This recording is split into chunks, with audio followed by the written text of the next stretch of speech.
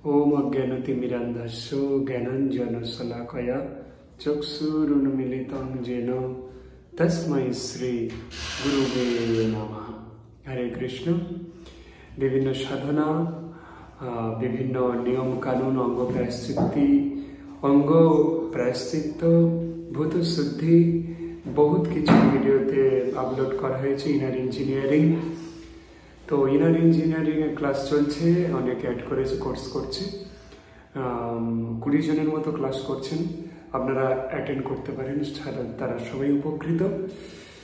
Actually তারা সবাই actually আনন্দিত বহুত এই ক্লাসে অ্যাটেন্ড করতে পেরে। আমিও খুব আনন্দিত তাদেরকে ট্রেনিংগুলো দিতে,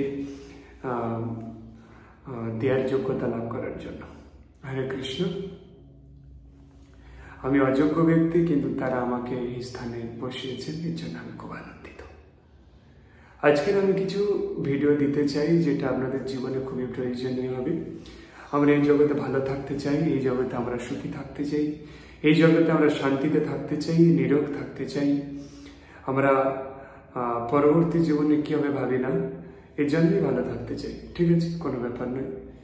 তো এই জন্য ভালো থাকার জন্য কিছু সাধনা করা খুবই জরুরি। সাধনা এত সোজা নয় যে আপনি একটা সিগারেট জ্বালিয়ে দিলেন বট গাছের তলায় আর জিন এসে বলল बोल मेरे आका, ऐसा नहीं हो सकता है। এরকম হয় না। এর জন্য প্রচুর পরিশ্রম করতে হবে, আপনার প্রচুর তপবল থাকতে হবে, আপনার ওরা পাওয়ার ভালো থাকতে হবে, আপনার এনার্জি থাকতে হবে, পূর্ব জন্মের সাধনা থাকতে হবে, পূর্ব জন্মের কিছু পুণ্য থাকতে হবে, স্বীকৃতি থাকতে হবে। এটার উপরেই কিন্তু আপনার এই সাধনা নির্ভর করছে। তবে কিনা আপনার সাধনা, আপনি পরীর সাধনা করুন, আপনি অপ্সরা সাধনা করুন, আপনি জিন সাধনা করুন, কোনো নেগেটিভ সাধনা করা উচিত নয়। এ আপনাকে প্রেত লোকে নিয়ে যাবে। কারণ গীতার 9ম অধ্যায়ে বর্ণনা করা আছে, জানতি দেবব্রতা দেবান, পিতৃ জানতি পৃথিব্রতা, ভূতানি জানতে ভূতের যা, আর মদ যাজ মাম বিমা। যারা দেবতাদের পূজা করে তারা দেবলোকে যায়, যারা পিতামাতা পূজা করে পিতৃলোকে যায়, যারা ভূত পূজা করে তারা ভূত লোকে যায়, প্রেত জন্য প্রাপ্ত হয়। যারা দেবতার পূজা করে দেবলোকে যায়, আর যারা আমাকে পূজা করে আমার লোকে আসে। আমার মিন্স ভগবান। সেই পরিস্থিতি কেমন? ন তদ ভাষয়তে সূর্য ন শশাঙ্ক ন পাবক, যদ্বর্তন নিবর্তন্তে তদ্ধাম পরমং মম। আমার এই ধামে যে একবার আসে তাকে দুঃখময় জগতে আর ফিরে যেতে হয় না। আমার এখানে সূর্য চন্দ্রের প্রয়োজন হয় না আলোকিত করার জন্য। সেই মুক্ত জীবগণ আসার ফলে তাদের শরীর থেকে একটা দিব্য জ্যোতি প্রবাহিত হয়ে এই জগৎ উদ্ভাসিত করে রাখে। এখন ভগবান হচ্ছেন সমস্ত যোগ শক্তির আধার, সমস্ত সিদ্ধির আধার, সমস্ত যোগ শক্তি প্রদাতা, সমস্ত সিদ্ধি প্রদাতা। কোনো দেবদেবীকে যদি আপনি পূজা করেন সেটা অবিধিপূর্বক হয়, কারণ সেই দেবদেবী ভগবানকে নিবেদন করে তবে সেটা গ্রহণ করেন। কারণ চৈতন্য চরিতামৃতে কৃষ্ণদাস কবিরাজ গোস্বামী বলেছেন, একলা ঈশ্বর কৃষ্ণ আর সব ভৃত্য, যারে জয়ছে না চায় সে তৈছে করে নৃত্য। 33 কোটি দেবতা কৃষ্ণের ভৃত্য স্বরূপ, বৃক্ষের শাখা প্রশাখা স্বরূপ। তিনি যাকে যেভাবে না চান, যে কাজ দেন তাই করেন। তাই আমাদের বৈষ্ণবদের কণ্ঠে প্রতিধ্বনিত হয়েছেন কি, একটা কীর্তন আছে আমাদের, সূর্য কি কীর্তনটা ভুলে গেলাম, তারাগণ অবিরত, ওই পারের আগেরটা ভুলে গেলাম, তারাগণ অবিরত শশনীয় মিত কার্য করে, তুমি তো রাখিবে যারে, কে তারে মারিতে পারে, তব ইচ্ছা দাস ত্রিভুবন, তব ইচ্ছায় বায়ু বয়, চন্দ্র সূর্য সমুদয়, সনিয়মিত কার্য করে। আপনার ইচ্ছায়। हे कृष्ण, हे नंदलाल, मैं आपका दास हूं, इसलिए मुझे आपने कभी भूला न देना नंदलाल। ভগবান চরণে এরকম বলা উচিত। এই সূর্য চন্দ্র তারকা রাজি বৃক্ষ সবই তার ইচ্ছায় প্রবাহিত হয়, তার ইচ্ছায় উদিত হয়। আর এই সাধনা শক্তি, ঐশ্বর্য, এটা তো সামান্য কিছু ব্যাপার। যদি আপনি কৃষ্ণ পূজা করে তাকে যদি আপনি সিদ্ধ করে নিতে পারেন, যদি তার কৃপা আপনি লাভ করতে পারেন, তাহলে 33 কোটি দেবতার সাধনা যা কিছু, এগুলো খুবই ছোটখাটো মনে হবে, এগুলোকে আপনি অনায়াসে সিদ্ধ করতে পারবেন, অনায়াসে। এগুলো সিদ্ধ করার জন্য আপনার কোনো টেনশন করতে হবে না এবং কোনো দুশ্চিন্তাগ্রস্ত হতে হবে না। আপনি যদি কৃষ্ণ ভাবনামৃত গ্রহণ করেন, তাহলে সমস্ত এই পরী অপ্সরা যা কিছু আছে, গন্ধর্ব, ওই গন্ধর্ব মিন্স অপ্সরা, যক্ষ, এটা ওটা, কুবের, মাতা লক্ষ্মীর অর্থ যার হাতে থাকে, ক্যাশিয়ার, স্বর্গরাজ্যের ক্যাশিয়ার, তিনি হচ্ছেন কুবের। কুবের সিদ্ধি অনেকে আমার কাছে চেয়েছিলেন যে কুবের মন্ত্র জপ করার জন্য, দরকার নেই। আপনি যদি কৃষ্ণ ভাবনামৃত গ্রহণ করেন, তাহলে এগুলো অনায়াসে আপনার কাছে সিদ্ধ হয়ে যাবে, অনায়াসে। কারণ প্রত্যেকটা দেবদেবী আপনার উপরে তাদের কৃপাবাড়ি বর্ষণ করতে শুরু করবে যদি আপনি কৃষ্ণ ভাবনামৃত আন্দোলনে যোগদান করেন। কৃষ্ণাশ্রয় বিনা দুঃখের নাহি কমোচন, থাকিল বা বিদ্যাকুল কোটি কোটি ধন। শ্রীকৃষ্ণের চরণাশ্রয় যদি আপনি না করেন, তাহলে কিন্তু এই কোটি কোটি ধন সম্পত্তি আপনাকে সুখ দিতে পারবে না। তার কারণ 33 কোটি দেবতা কেউ আপনাকে মুক্তি দিতে পারবেন না। মুক্তিদাতা মুকুন্দ। এই জগতেই একটু সুখ সুবিধা পাবেন, কিন্তু মৃত্যুর করাল গ্রাস তো আপনাকে একদিন গ্রাস করবে। আপনি সেখান থেকে কি রেহাই পাবেন? আজ না হলে কাল, কোনো গ্যারেন্টি নেই কবে হবে। তো তাই এই সুখ সুবিধা, জড়জাগতিক সুখ সুবিধার কথা ভুলে গিয়ে কৃষ্ণ ভাবনামৃতে অংশগ্রহণ করুন, তাহলে দেখবেন এই ভগবান আপনাকে তার নিত্য আলয় ভগবত ধামে ফিরিয়ে নিয়ে যাবেন। এই দুঃখময় জগতে আর আপনার থাকতে হবে না। এটা দুঃখালয়ম অসস্রতম, এই জগৎ দুঃখের আলয়, এই জগৎ ধ্বংস প্রাপ্ত হবে, আবার সৃষ্টি হবে। কখনো আমরা মানুষ, কখনো পশু পাখি, জীবজন্তু হয়ে জন্মগ্রহণ করব কর্মের প্রভাবে। তাই আমি ক্লাস 5-এ পড়েছিলাম জীবনানন্দ দাশের কবিতা। উনি লিখেছিলেন যে আবার আসিব ফিরে ধান সিঁড়িটির তীরে, শালিক কিংবা গাংচিলের বেশে। ছোটবেলায় বুঝতে পারিনি এটার কি অর্থ ছিল, এখন আমি হৃদয়ঙ্গম করতে পেরেছি। সেই বৃহৎ মাপের কবিদের কণ্ঠে প্রতিধ্বনিত হওয়া সেই কবিতা, কি আবার আসিব ফিরে, আবার আমাকে এই জগতে ফিরে আসতে হবে, এই জন্ম মৃত্যুর চক্রে। ধানসিঁড়িটির তীরে শালিক কিংবা গাংচিলের বেশ, নয় শালিক হয়ে, নয় গাংচিল হয়ে, অর্থাৎ বিভিন্ন পশু পাখি হয়ে আবার এখানে ফিরে আসতে হবে, এটা বোঝাতে চাচ্ছেন। আপনার এই সুখ সুবিধা, আনন্দ আপনাকে কখনোই সুখ দিতে পারবে না, কারণ এটা ক্ষণস্থায়ী, কিছুদিনের জন্য। কবে আপনি আপনার শেষ নিঃশ্বাস ত্যাগ করবেন জানেন? আপনার যখন মৃত্যু হবে, তখন আপনি একা হাসবেন আর সবাই কাঁদবে। কি বলে, আমার প্রাণের সন্তান, আমার স্বামী, আমার পিতা কোথায় চলে গেল বলে সবাই কাঁদবে, কিন্তু আপনি তখন হাসবেন, কারণ এই জগৎ শুধু আপনার সঙ্গে স্বার্থের সম্পর্ক তৈরি করেছিল। স্বার্থ শেষ, সবই শেষ। তখন আপনার হাসি লাগবে যে আমার স্বার্থের সম্পর্কে যারা যুক্ত ছিল তারা আজকে কাঁদছে। আর যেদিন আপনি জন্মেছিলেন, আপনি একা কেঁদেছিলেন, সবাই হেসেছিল। মাতৃগর্ভের সেই যন্ত্রণা ভোগ করে, কি কষ্ট করে 10 মাস 10 দিন একটা কুণ্ডলীকৃত, একটা ছোট্ট প্রকোষ্ঠের মধ্যে কুণ্ডলীকৃত ভাবে হয়েছিলেন, আষ্টে পিষ্টে জড়িয়ে, কত যন্ত্রণা, কিন্তু সবাই আনন্দ করেছিল তখন। আর ভূমিষ্ঠ হওয়ার সময় সেই ভূমিষ্ঠ হওয়ার সেই যন্ত্রণায় আপনি ক্রন্দন করে উঠেছিলেন, চিৎকার করে উঠেছিলেন, কিন্তু সবাই আনন্দ করেছিল। এই জগৎ আপনার দুঃখের ঠিক উল্টো, আপনার সুখের ঠিক উল্টে থাকবে। এই জগৎ ऐसा ही है। এটা কোনো খারাপ নয়, দোষ নয়, এই কলিযুগের প্রভাব এটা। এই কলিযুগের মানুষ শুধু দুঃখ দিতে পারে। সেই জন্য শ্যামা সঙ্গীতে আছে, অমৃত সিং অরোরার কণ্ঠে প্রতিধ্বনিত হয়েছিল কি, এই জগৎ ভালোবাসিতে না পারে। আমি ভুলে গেলাম গানটা। এই জগৎ ভালোবাসিতে পারে না, এই জগৎ সুখ দিতে পারে না। এই জগৎ শুধু স্বার্থের বন্ধনে আবদ্ধ করতে পারে। শুধু স্বার্থের একটা মিথ্যা আহ্বানে আপনি জড়িয়ে আছেন এই সংসারের সঙ্গে। এই সংসার আসলে আপনার নয়। ঠিক বায়ু বিচলিত পত্রের ন্যায় যখন কোনো ঝড় ওঠে, সেই ঝড়ে অনেক পাতা ধুলো এক জায়গায় স্তূপকৃত হয়, কিন্তু বাস্তবে তাদের সঙ্গে তাদের কারোর কোনো সম্পর্কই ছিল না। আবার একটা ঝড় এলে আবার কে কোথায় চলে যায়। এই সংসারের সম্পর্কটা ঠিক এরকমই।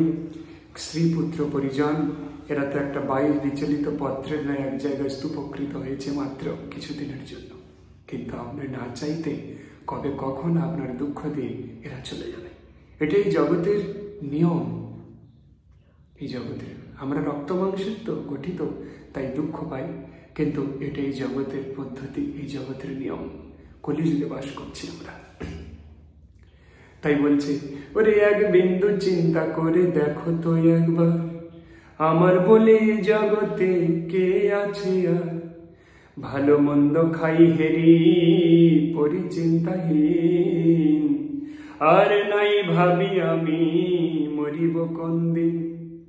বড় ঘর বড় বাড়ি কারে কিসের আশা, আর রজনী প্রভাত যেমন পক্ষী ছাড়ে বাসা। এই বড় ঘর বড় বাড়ি কিসের আশা? প্রভাত হলে যেমন একটা পক্ষী সেই বড় বৃক্ষ ত্যাগ করে কোথায় আবার চলে যায়, আবার অন্য বৃক্ষে স্থান লাভ করে। তেমনি আমাদের এই জীবন কবে এই শরীর থেকে টেনে বের করে নেবে প্রকৃতি, আপনি নিজেকে রক্ষা করতে পারবেন না। মৃত্যু, final call, death. ISKCON founder Acharya AC Bhaktivedanta Swami Prabhupada তিনি তাই এক গ্রন্থ রচনা করেছেন কি, ফাইনাল কল ডেথ। আপনার অন্তিম পরিস্থিতি মৃত্যু। এই মৃত্যুর থেকে কখনো আপনি রেহাই পেতে পারবেন না। তাই এই জগতের লোভে, বাড়ি গাড়ি সম্পত্তির লোভে লালায়িত হবেন না। মৃত্যুর প্রস্তুতি নিন, একদিন মরতে হবে। এই মৃত্যুর প্রস্তুতি নেওয়াটাও প্রকৃত বুদ্ধিমানের কাজ, প্রকৃত জ্ঞানী ব্যক্তির কাজ। না, 10 কোটি টাকা বানানোটা জ্ঞানী ব্যক্তির কাজ নয়, 50 কোটি বানানোটা জ্ঞানী ব্যক্তির কাজ নয়। জ্ঞানী ব্যক্তির কাজ সমাজের জন্য কিছু করা আর মৃত্যুর প্রস্তুতি নেওয়া। 100 বছর আমাদের আয়ু, কিন্তু এই 100 বছর আয়ু আমরা ধরে রাখতে পারবো না। আমাদের কুকর্মের প্রভাবে এটা 50-এ চলে এসেছে, দেখুন। তাই কৃষ্ণ ভাবনামৃতে অংশগ্রহণ করুন। এই কৃষ্ণ ভাবনামৃত এক অমৃতের ন্যায়। এই অমৃত আপনাকে মৃত্যুঞ্জয় করে তুলবে। শিবকে বলছি না, শিব হয়ে যাবেন বলছি না, মৃত্যুঞ্জয়, যে মৃত্যুকে জয় করতে পারে। তবে এই মৃত্যুটা আপনার শেষ মৃত্যু। কিন্তু আপনি জানেন বলিরাজ মৃত্যুকে জয় করে ফেলেছেন। প্রহ্লাদ মহারাজের পুত্র বিরোচন, বিরোচনের পুত্র বলি, তিনি মহান কৃষ্ণ ভক্ত ছিলেন। তিনি কৃষ্ণ ভাবনামৃতে নিজেকে এত উৎসর্গ করে দিয়েছিলেন, তার শরীর বিশুদ্ধ হয়ে গিয়েছিল, সে পবিত্র হয়ে গিয়েছিলেন তিনি। তাই ভগবান তাকে পরীক্ষা করতে এসেছিলেন, ত্রিপাদ ভূমি লাভ চেয়েছিলেন, ভিক্ষাং দেহি। আমি এটা বাড়াচ্ছি না। সেই ত্রিপাদ ভূমি ডিটেলস বলতে চাচ্ছি না, অনেক বড় হয়ে যাবে। সেই ত্রিপাদ ভূমি তিনি দিয়েছিলেন। ভগবান কৃষ্ণ তার মাথাতে পদ দিয়ে, পদচারণা করে, এক চাপ দিয়ে পাতাল লোকে তাকে প্রবেশ করিয়ে দেয়। পাতাল নয়, অতল, বিতল, সুতল, তলাতল, রসাতল, পাতাল, 7টা লোক আছে নিচে, প্রত্যেকটা ডিফারেন্স 1,500 যোজন। তিনি সুতল লোকে তাকে পাঠিয়ে দেন। তিনি সশরীরে, এই শরীরের মৃত্যু হয়নি, সশরীরে গিয়ে তিনি সেখানে রাজত্ব করছেন। এখন বৈবস্বত মন্বন্তর চলছে, চাক্ষুষ মন্বন্তর আসবে। চাক্ষুষ মন্বন্তরে তিনি দেবরাজ ইন্দ্র হবেন, ইন্দ্রত্ব প্রাপ্তি হবে। আবার তারপরে কয়েক কোটি মন্বন্তর তিনি সেই রাজ্য সুখ ভোগ করার পরে সশরীরে তিনি ভগবত ধামে নিত্য সুখে চলে যাবেন। আর এই পুনরপি জনমং পুনরপি মরণম জননী জঠরে পুনরপি শয়নম। এই জননী জঠরে আর আসবেন না, আর মৃত্যু হবে না। জনম মরণ চাই না গো আর, পারের শরণ নিলাম। আমার যারা ফলোয়ার, আমি আমার এই সংসারটাকে বিশাল আধ্যাত্মিক একটা সংসার তৈরি করতে চাই। আর শুধুমাত্র আপনাদেরকে আমাকে বিশ্বাস করতে হবে।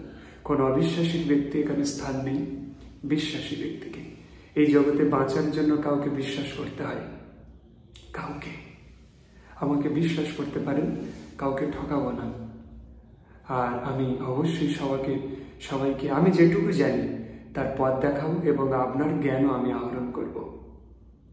অর্থাৎ আমি এটা বলতে চাচ্ছি, যদি আপনি কৃষ্ণ ভাবনামৃত গ্রহণ করেন, কিভাবে ইস্কন বলছেন, chant Hare Krishna Krishna Krishna Hare Hare, Hare Ram Ram Ram Hare Hare, and be happy. আপনি হরে কৃষ্ণ মহামন্ত্র কীর্তন করুন এবং সুখী হয়ে যান। সুখী আর কোনো পথ নেই হওয়ার, সুখী হওয়ার আর কোনো পথ নেই। তার কারণ কি, যদি কৃষ্ণ ভজন করতে গিয়ে যদি আপনার কোনো মন্ত্রতন্ত্রের ত্রুটি হয়ে যায়, কোনো পাপ লাগবে না, অপরাধ লাগবে না। আপনি জানেন, শুনবেন, এই কাহিনীটা বলে আমি ক্লোজ করে দেবো, ভিডিও অনেক বড় হয়ে যাবে। একজন ব্যক্তি, তিনি মাতা ভৈরবীর সেবক। তিনি এই 4টে বিবাহ করেছেন। প্রত্যেকটা স্ত্রী ওই মা কালীর কাছে পুজো দিয়ে গাড়িতে উঠবে, প্রণাম করে গাড়িতে উঠে বাড়িতে আসবে, এলেই ওর স্ত্রী মারা যায়। ও মা কালীর কাছে এই 4বার বিবাহ করলেন, আর 4বার মাকে প্রণাম করে গাড়িতে তোলেন, আর সে স্ত্রী মারা যায়। তাই পুরোহিতকে বললেন, হে পুরোহিত মশাই, আমি মাকে এত শ্রদ্ধা করি, অথচ আমার স্ত্রীগুলো এরকম ভাবে অসময় মারা যাচ্ছে, আমি তার সঙ্গে ঘর করতেই পারছি না, বাড়ি নিয়ে যেতেই পারছি না। তখন তিনি বললেন, তুমি কি বলে প্রার্থনা করো মাকে? বলছে, আমি প্রার্থনা করি, ভৈরবী ভক্সতি, ভৈরবী ভক্সতি ভার্যা, ভৈরবী ভক্সতি ভার্যা। অর্থাৎ মন্ত্রটা হবে ভৈরবী রক্ষতি ভার্যা। ও বলতো, ও অশিক্ষিত ছিল বা সংস্কৃত উচ্চারণ করতে পারতো না, তাই ও বলতো, মাতা ভৈরবী ভক্সতি ভার্যা। ভক্সতি মানে গ্রহণ করা, খেয়ে ফেলা, ভক্ষণ করা। তো মন্ত্র ভুল হওয়ার জন্য কিন্তু তার প্রত্যেকবারই, সেই জাগ্রত কালিমা হওয়ার জন্য তার স্ত্রীকে প্রত্যেকবারই উনি মেরে ফেলেন। এদিকে রাবণ সেই চণ্ডী পাঠ করতে গিয়ে ভুল পাঠ করে হনুমানজি বয়ের নিচে ফুটকি হয়ে হয়ে গিয়ে ভুল পড়িয়ে তাকে প্রাণ হত্যা করেছিল। কারণ সে নেগেটিভ এনার্জি ছিল, তার মারাটা জরুরি ছিল। সেদিকে আসছি না আমি। এখন আপনি যদি ভুল মন্ত্র কোনো দেবদেবীর উদ্দেশ্যে পাঠ করেন, তার সাইড এফেক্ট হবে, কিন্তু কৃষ্ণ ভাবনামৃতে কোনো সাইড এফেক্ট নেই। আপনি যদি ভুল গীতা পাঠ করেন, শুধু যদি কোনো বৈষ্ণবের পারমিশন লাভ করে ফেলেন, যদি ভুল মন্ত্র জপ করেন, কোনো ক্ষতি নেই। যদি আপনি এই জন্মটা কমপ্লিট করতে না পারেন, তাহলে ভগবান আবার সুযোগ দেবেন কমপ্লিট করার। দিস ইজ কৃষ্ণ ভাবনামৃত, কৃষ্ণ কনসাসনেস। তাই কৃষ্ণ ভাবনামৃতের আন্দোলন।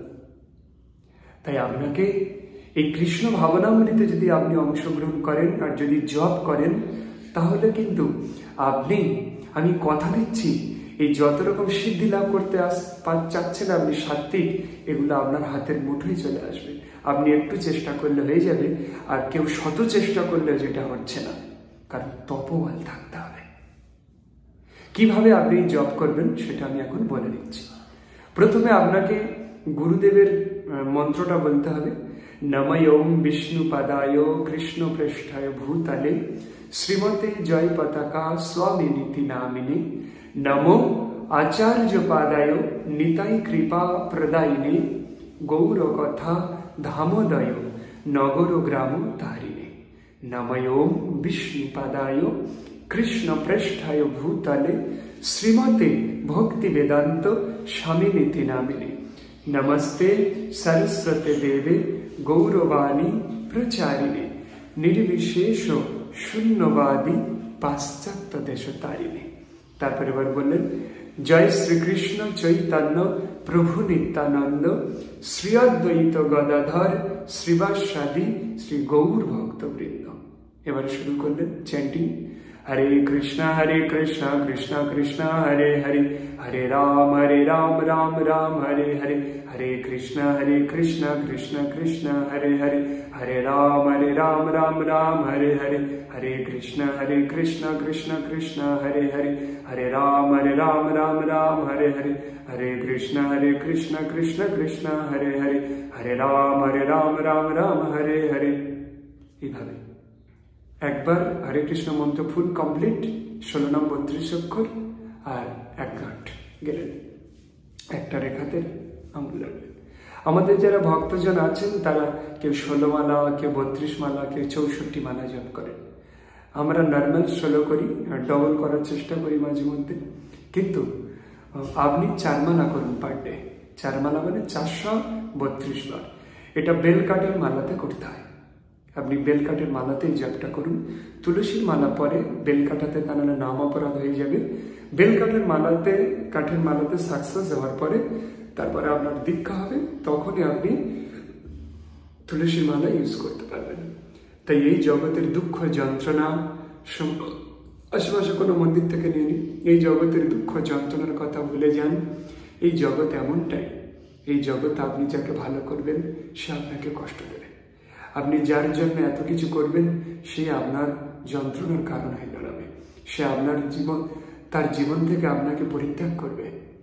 আপনি কাঁদতে থাকবেন কিন্তু সে হাসতে থাকবে, সে আনন্দ করতে থাকবে। এটাই এই জগৎ। তাই এই দুঃখময় জগতে থাকার চেষ্টা করবেন না প্লিজ। এই জগৎ খুবই দুঃখদায়ক। তাই কৃষ্ণ ভাবনামৃত আন্দোলনে আপনি নিজেকে অংশগ্রহণ করিয়ে দিন আর আপনার এই মনুষ্য জন্মকে সার্থক করে দিন। প্লিজ কৃপা করে এটা করুন। আপনার ভালোর জন্যই আমি এগুলো বলছি। হরে কৃষ্ণ।